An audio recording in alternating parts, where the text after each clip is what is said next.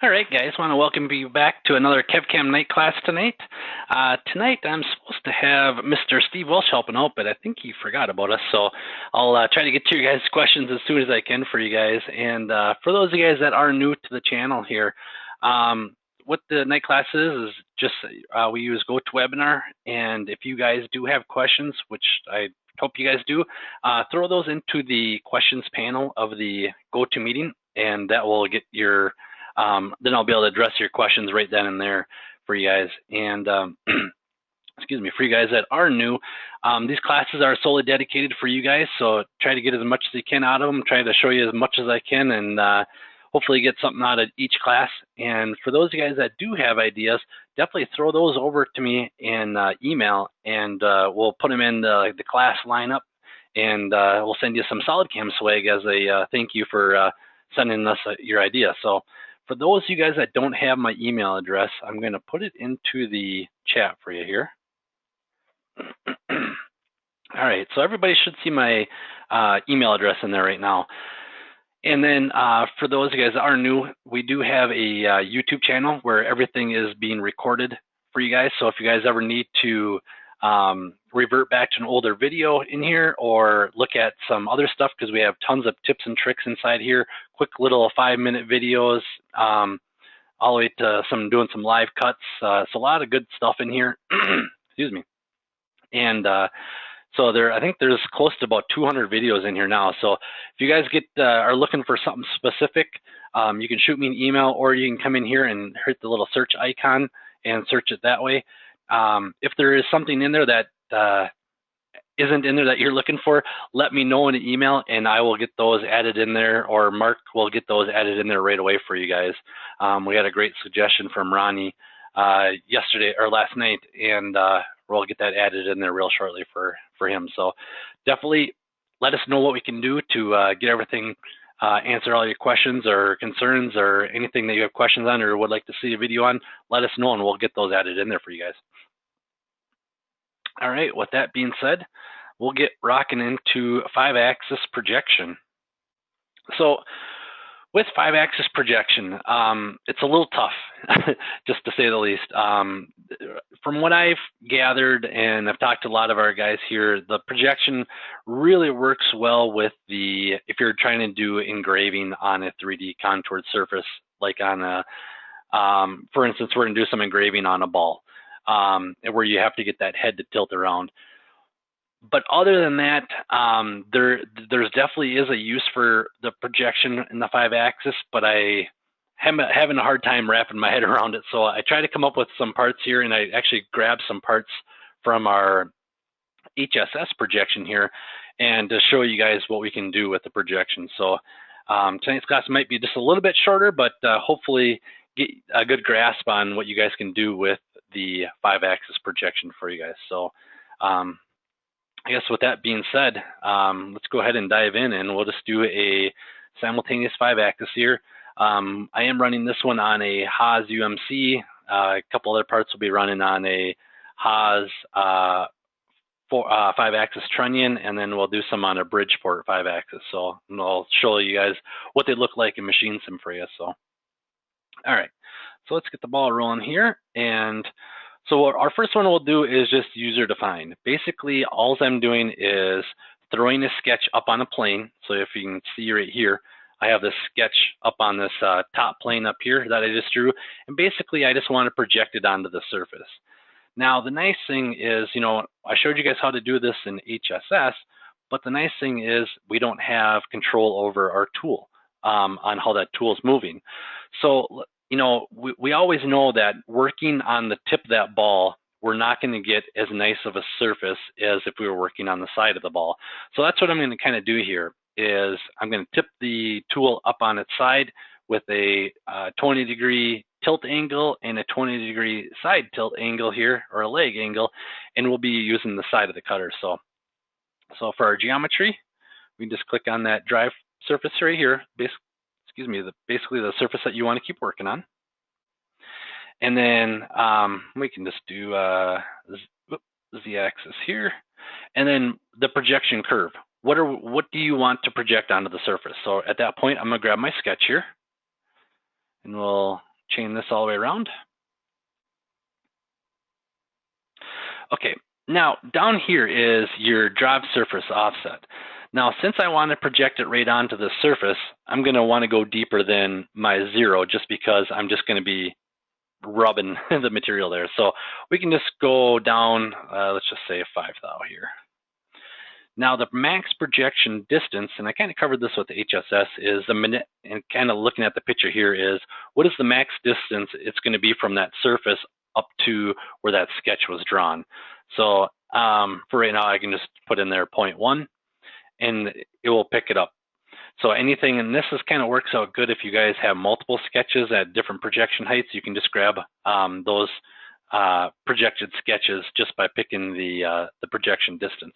So, all right, so let's go ahead and grab a tool here. And I'll just grab our ball and mill here, a small little 16th here. Levels, I'm not gonna really worry about much of that. Toolpath parameters, nothing we can really do in here. We can switch around, you know, if we want to do cutting on center or left or right, but there's not a lot of options in here for the sorting to do zigzag, kind of like what we've seen before, or spiral or one way. A lot of those options are kind of grayed out just because we're doing a projection surface. So you'll notice also under the geometry, I don't have, you know, at exact edge points, I don't have determined by number of cuts. It's just going to do it basically in one cut, kind of showing what we're doing here in the picture here. All right, so for our tool axis control, well, this is where we're getting into, and I know I've kind of covered this a lot for those of you guys that have been watching the 5-axis series here, but this is, you know, how much do we want to kick that tool over? So I don't want to work on that tip of the cutter because we don't get very good finish when we're working on just the tip of that cutter. So I'm going to kick this over at a 20-degree leg angle here, and then I'm going to do a side tilt angle of 20 degrees and keeping it orthogonal to each cutting position. So basically keeping it 90 degrees to each one of these positions, but I'm doing an additional 20 degrees off of that. So, and that's what basically orthogonal means, is 90 degrees to that spot right there. So from right there, apologize guys, I'm just getting over a cold here. Okay, so we got our sketch on there for you guys. And so now we can just go ahead and play this through and kind of show you the difference here. So you can kind of see that we already have our one from our HSS, and I'll kind of compare the two. Let's just play this one through first. So I'll click on that one. So we're working right on the tip of that cutter. Now if I just kind of slowly go around here, you can kind of see we're working on that tip. We'll get a good finish, but not as good as if we're working on the side of the cutter as much as possible. There we go. So that's just regular HSS. Now if we do the 5-axis, turn on my volume here. So now you can see I have it kicked over. Well, let me get into the cut here. So we're kicked over at a 20 degrees going this way, and then also a 20 degrees going this way. So, and it looks a little bit more than 20 degrees right now, but that's because if you look at the contour of that surface right here, so we're actually 90 degrees to that surface, but it kicked off 20 degrees past that. That kind of, hopefully that kind of makes sense for everybody. And if it doesn't, definitely let me know in the questions panel. I can go a little bit more in depth here, but so that by doing this, we can get a much nicer finish when we're doing our 5-axis. Now, obviously, something like this, you know, not too critical here, but you know, just to give a good example for you guys. So now we can start playing this through. And you can kind of see the cutter rotating around here, getting back to that 20 degrees. So now, like I said, it looks like it's more than 20, but if we kick it up on the side here and trying to get this surface right here, you know, parallel, you can see where there's our 20 degrees where it's coming from right there. So coming around, and I'll just play this through here.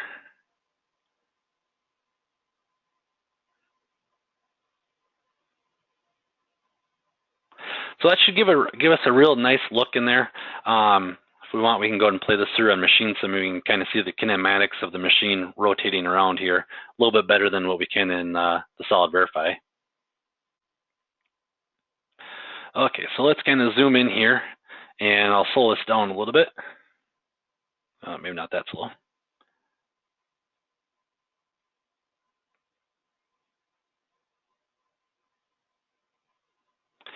Getting over to that, following that 20 degrees for that surface there. Coming back.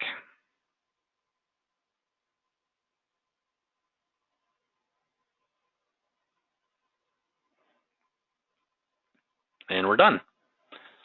So we should get a real nice surface in there.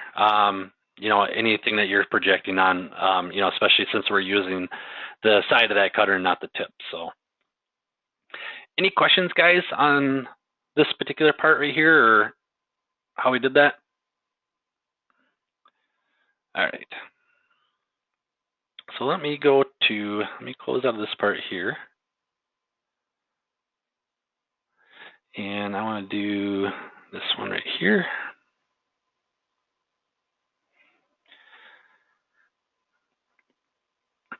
Okay, so we're going to kind of do the same concept right here, but what I want to do now is I'm coming in and I want to clean out, you know, this radius kind of going all the way around, but I don't want to come in straight down. So let me just kind of play this through here.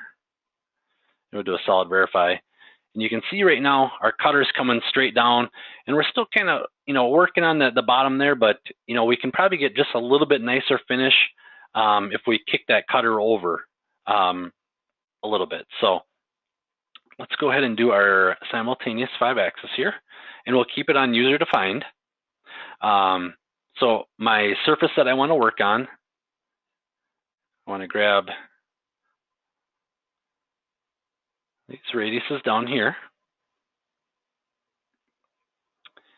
and yeah, we can just say normal to surface, that's fine. And we'll just chain this guy going around right here. And we'll just leave our drive because we want to cut it right on size right here. Max projection I really don't have to worry about because the projected curve is actually on the model there, so that 5 thou is good to go here. We'll just go ahead and grab that same tool number 2. And like I said, levels I'm not going to really worry about. Toolpath parameters not going to worry about. Tool axis control. So where I have it sitting right now is basically going to be doing the same thing as what our HSS is going to be doing. So what I want to do is, like I said, I want to tilt it over to 20 degrees.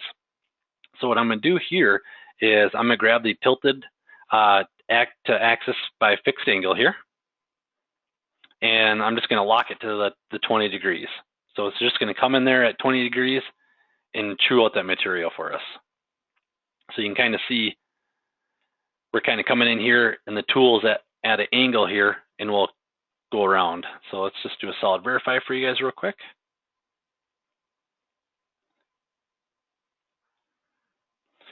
And keeping that 20 degrees going all the way around. So, and that's using that fixed angle here. And I know I feel bad, guys, I don't have a lot to show you with the projection here, but at least we're able to utilize some of those other toolpath parameters with the tool axis control here. So I'm going to play this through one more time here for you guys. It does go a little bit fast. So kicked over at 20 degrees, 20 degrees, and 20 degrees going around. So if we show this on the machine sim here, and this one we're going to be running on our Bridgeport 5-axis. All right. You want to see something cool, guys? Let's open up our left door and our right door. There we go. All right, so let's go ahead and play this through here. Kicked over at 20 degrees, going around. So pretty simple, easy. Pretty easy to use, and like I said, you know, the HSS would work, but you know, maybe there's something you're trying to get around, or trying to get maybe just a little bit nicer finish in there. That's where this the 5-axis projection would come in factor for you guys. So let's see, you got too much fun time. Yeah, Greg, there's a lot of controls in here, so. With the machine sim, I can, you know, open the doors. You know, I can move my spindle, crash it in there. You You know, I move my y-axis, I can move my c-axis on my rotary, and then here's the a-axis moving around here. So, got to have fun with your job, right? All right, so any questions on this pretty simple part here? We'll get into some more complex ones for you guys. All right, so let's go ahead, and if we don't have any questions on this part, let's close out of this guy here.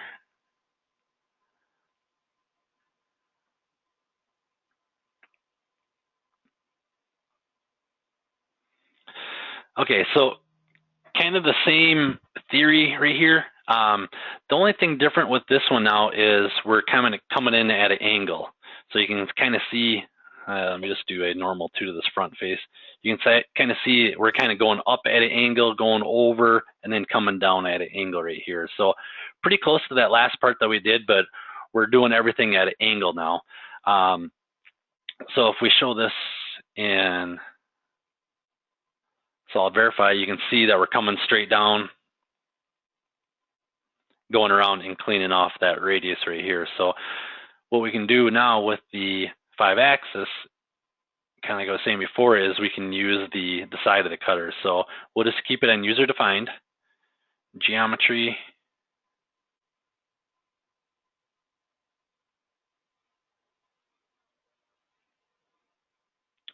grab that guy,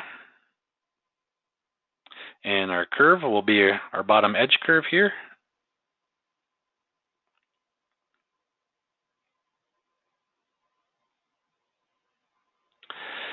And we'll leave our drive right at 0 because we want to cut on size. And let's go ahead and grab our one and only tool here. Levels, like I said, not going to worry about. Toolpath parameters, not going to worry about. So now what we're going to do is I'm going to do a tilt surface by a fixed angle here. So I'm going to lock this over at 30 degrees here. So we'll be coming in over here at 30 degrees versus over here. So let's go ahead and do save and calculate. And let's go ahead and do a solid verify for you. And I'm not kicking over here. Oh, I got to click the little checkbox to axis cross tilt. This is going to turn on my cross tilt to enable that. So do a save and calculate here now. And if we do solid verify, there we go. You can kind of see coming in at, you know, a little bit of a different angle approach. So instead of coming, you know, this way in, now we're coming in this way. And let's kind of single step this through. And I did 30 degrees because I can cut the side right here, and I think it's right around 40 degree angle in here, and maybe I just don't want to rub that wall, so I just kind of backed it off just a hair right there.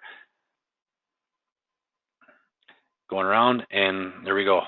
So now if we want to play this through a machine sim,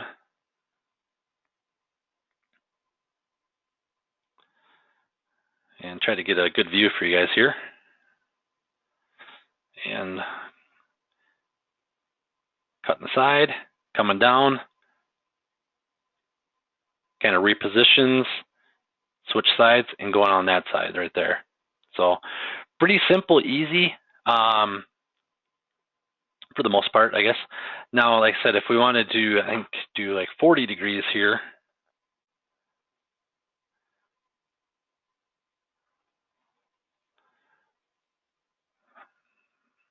yeah, it looks like about 40, right around 40 to 41 degrees is must be where it's at here. And we're actually cleaning up those sides a little bit too. So if we wanted to, we could clean up those sides and use that functionality there too. So and if we want, we can play this through on the machine sim.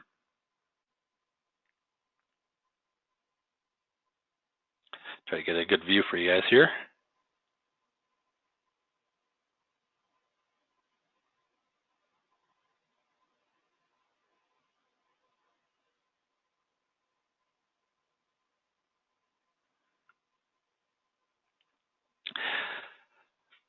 All right, any questions on this particular part here? Nobody? Okay. Oh, I see Steve is in here. Let me bring him over here.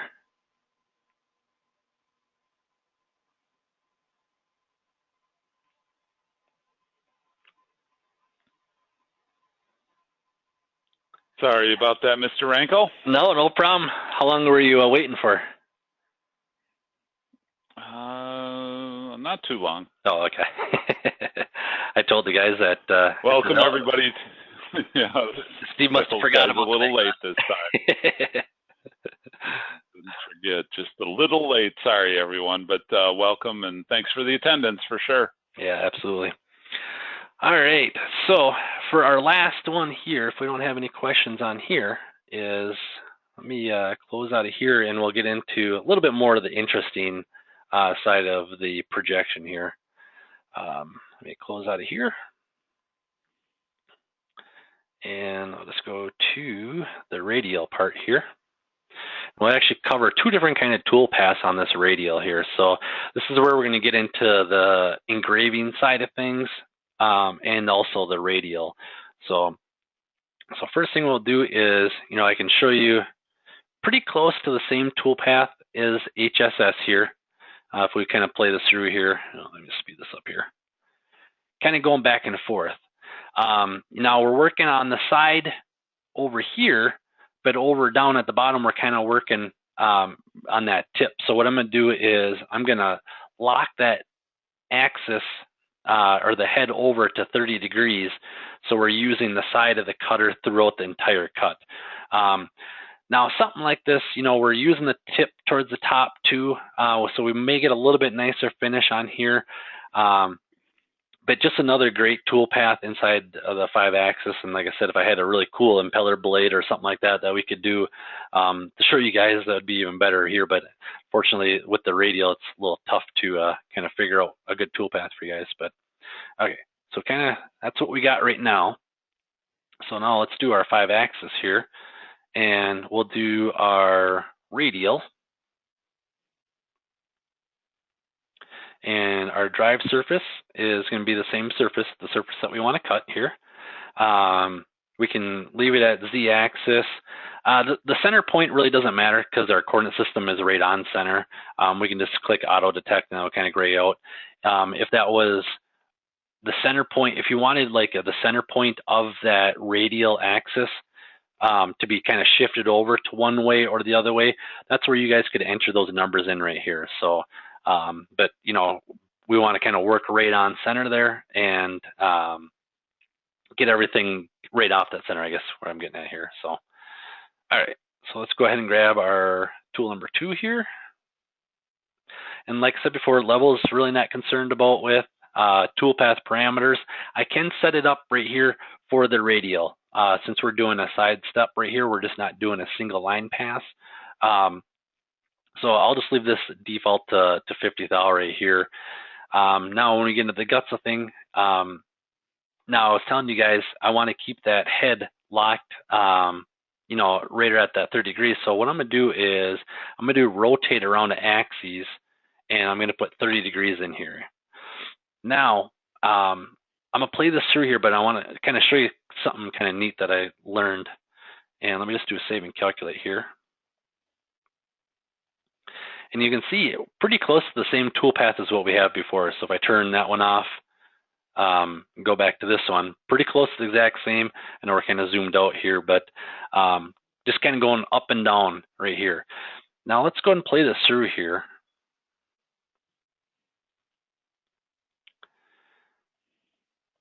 I'll update that previous toolpath.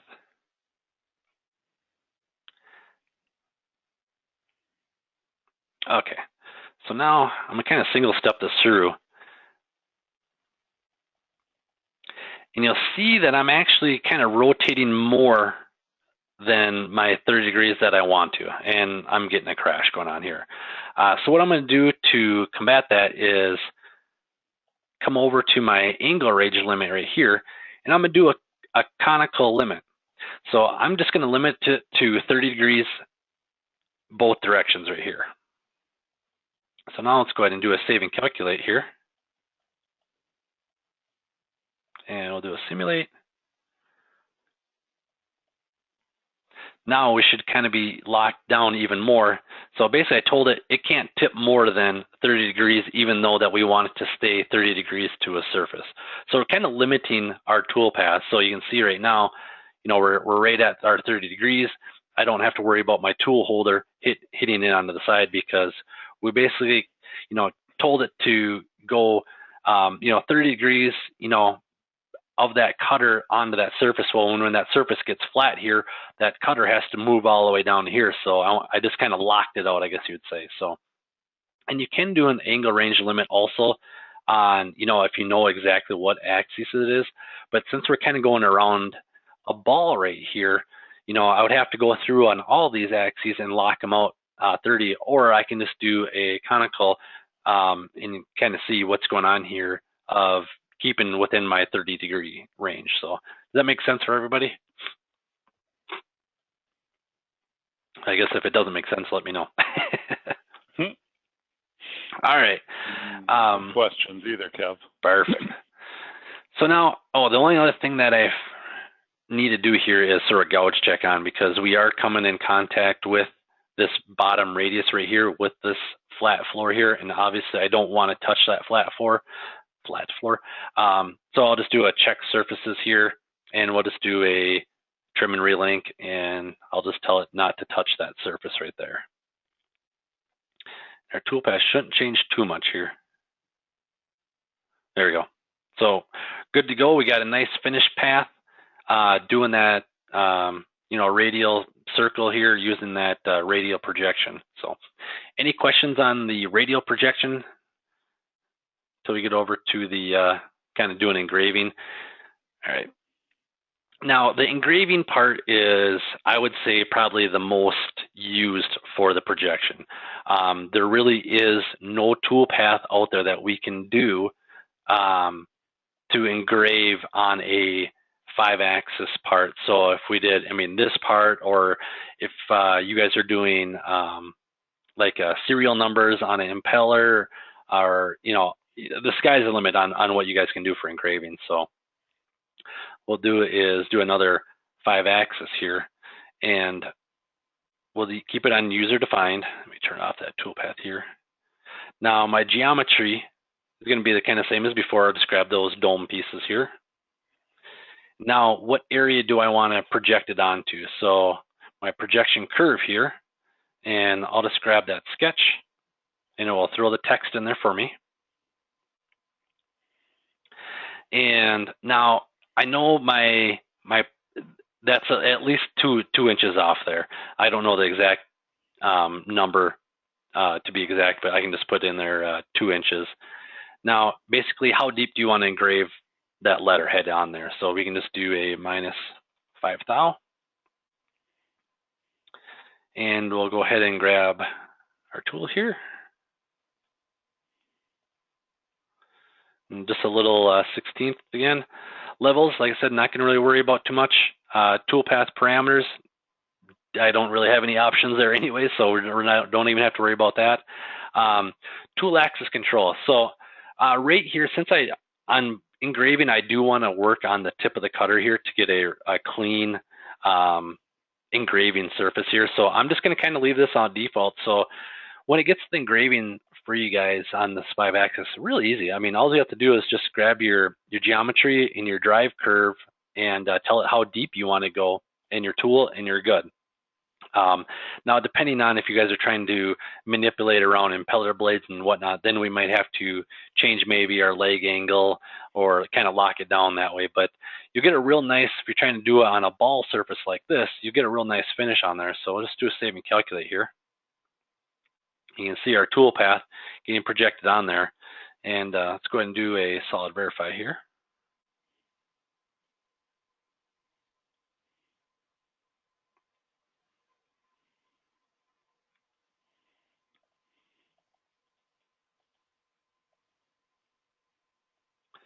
And we're just updating the previous tool paths here.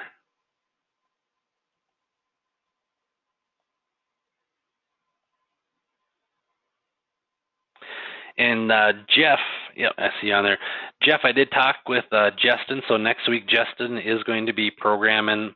It's going to be kind of not really stump the chump, but kind of like what we did when Scott came in for the HSM doing mold parts. We're going to have Justin come in, program a impeller for you guys from start to finish, using a straight end mills, taper end mills, and taper mills and ball end mills. So he's coming up with some a cool part for you guys, and that way you guys can kind of ask the questions right then and there. He is, I would say, our go-to guy for our 5-axis. He used 5-axis in his previous shop, so a great time to ask him a ton of 5-axis questions, and he can show you guys how it's done. So, okay, so now for our engraving here, and let me just kind of slow it down a little bit. Coming in here, and I mean, that engraving is just going to look absolutely beautiful on there. Let me kind of speed it up here for you guys. So working our way all the way around the axes of the part. So now if you guys were to do this, you know, on normal engraving, you might not get a smooth finish because we're working, you know, the tip and then more to the side of the cutter as we get down, where now I know 100% for sure that we are keeping 90 degrees to each position. Because basically I told it we're keeping it orthogonal at each cutting position. So it is going 90 degrees at each one of these positions, you know, going around the part here. So you're gonna get a real nice engraving out of those. And that's kind of where I've seen the most with the projection. You know, Jeff, I know you work a lot with 5-axis, and Rick possibly too. You know, like I was saying, do you guys have any feedback on projection that you guys ever use projection for?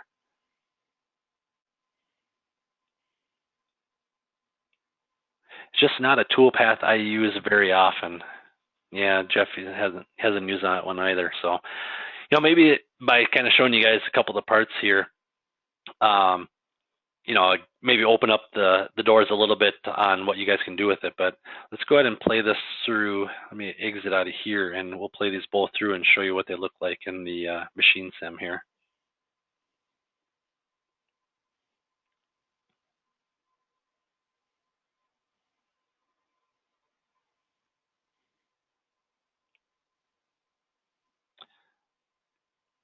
And we'll get rid of the machine shroud for you guys. Get it zoomed in here.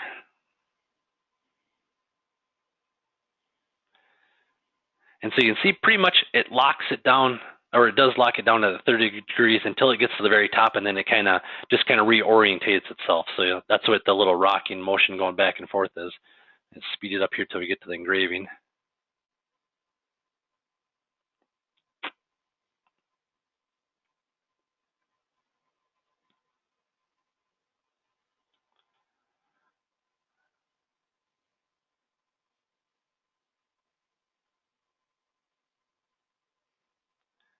Slow it down a little bit here. And you kind of see it's just working right around that axis, directly down, getting that nice engraving on there. I'm not sure how well it looks on the machine sim here, but if yeah, it's a little blotchy. I don't have my tolerance turned up real high for you guys. But like I see, you can see it then we play this one through in Solid Verify. Get a real nice clean surface. So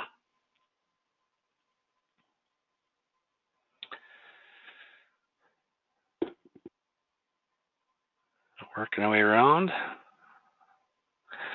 All right. So you can see you got nice, clean, easy to use engraving on there. But any questions, guys? I guess that's pretty much all I really have for the projection. Try to show you guys a couple different tool axis controls, more than what we normally use here. So especially using that conical lock feature, I guess you would say it, using it there. But any questions, guys, or any concerns or anything else you want to see with the projection?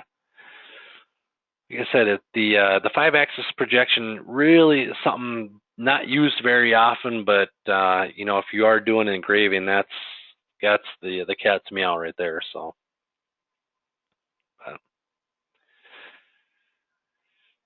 don't see anybody writing in here, but Steve, got anything else before we kind of chop this off for the night? No, I think we're good, Kevin. Now, if you guys do want these parts, definitely let me know. I can send these over to you. you know, you guys can play around with them. And for the guys that are watching the YouTube channel right now, if you guys just shoot me an email, my email address is in the description, or will be in the description of the YouTube video, and shoot me an email and I can send you guys these parts to play with too. Kind of keep them in your back pocket as learning, but more importantly, if you guys need to a little refresher, definitely come over to the YouTube channel here and check it out.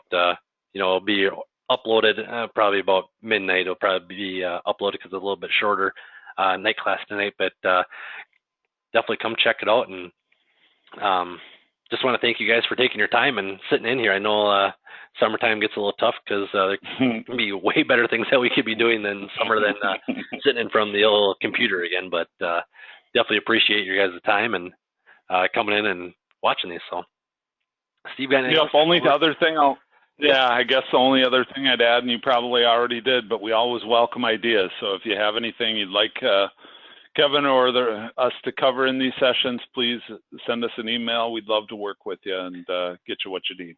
Yeah, absolutely. And send those ideas and we'll get you some SolidCAM swag also. So free hat and t-shirt, and I think they send a coffee mug too, but and maybe a mouse pad. I can't remember right offhand, but yeah.